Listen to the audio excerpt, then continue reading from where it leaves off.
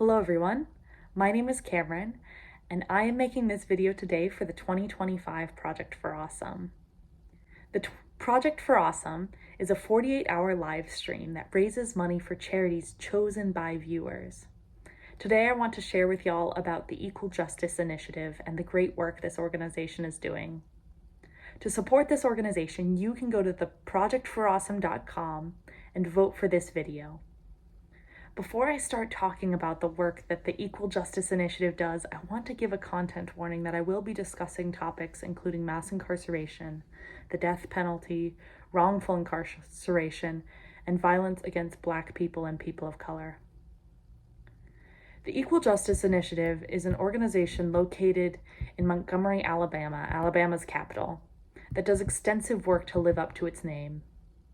EJI, as it is also known, was started by the acclaimed lawyer Bryan Stevenson, author of the book Just Mercy, which was also made into a movie.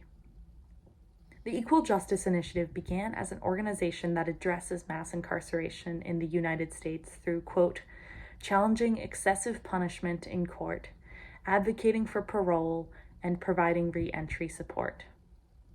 One impactful example of both the extent of the challenges in the U.S. prison system and the impact of EJI is seen in the story of Mr. Anthony Hinton.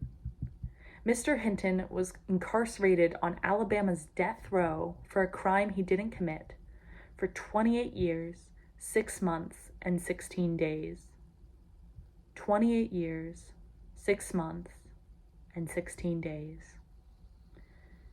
This is noted on the National Registry of Exonerations as one of the longest incarcerations of those exonerated.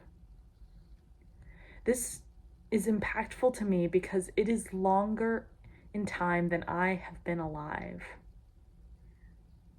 It is horrifying to imagine the extent of the injustices faced by Mr. Hinton in both not being given a fair trial, as well as just the harsh treatment he was faced with. Evidence was available to prove his innocence, but the Alabama courts refused to reconsider their decision. It was not until the ruling was later overturned by the Supreme Court that justice was received. Unfortunately, Mr. Hinton's story is not unique. The National Registry for Exonerations lists 3,655 exonerations since 1989. More than 32,750 years lost. Their data and data from other sources such as the Sentencing Project show how Black people and Latinx people are much more likely to face unfair trials and unfair treatment. In the US, roughly 5 Black people are incarcerated for every white person incarcerated.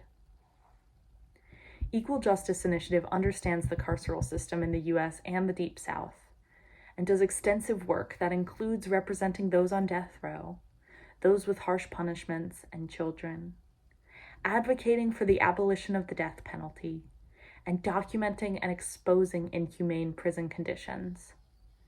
They also do extensive work to support the disenfranchised people in Alabama. Policing is often described as a solution to reduce crime, but truly the best crime prevention is making sure that people have access to meeting their needs, and EJI is helping with that work as well. The other portion of EJI's work centers around education, sharing about the history and present racial injustices that have led up to this moment, the largest initiatives of which are in the legacy sites, including a museum, a sculpture garden, and a memorial for the victims of lynching in the United States. I had the opportunity to visit the Legacy Museum and the Memorial for Peace and Justice, as it is called, a couple of years ago, and I was deeply impacted by the experience. The Memorial for Peace and Justice gives honor and remembrance to individuals, listing their names on metal coffins, each labeled with the county where the lynching occurred. The museum tells the story of racial terror that has resulted in the present racial inequities in the United States. It is at times overwhelming to consider the extent of injustice and violence being done through mass incarceration, as well as through other avenues. While these issues are ones no one individual can address alone, I am encouraged by the work that Equal Justice Initiative is doing because they have the legal skills and resources to respond. To support them, please go to theprojectforawesome.com and vote for this video. If you are watching on YouTube, I will link to that website down below. The money raised during the Project for Awesome is divided up into grants for organizations that are voted on by the community. So even if you are unable to donate to EJI or the Project for Awesome directly, voting is so important for deciding how the money raised is used.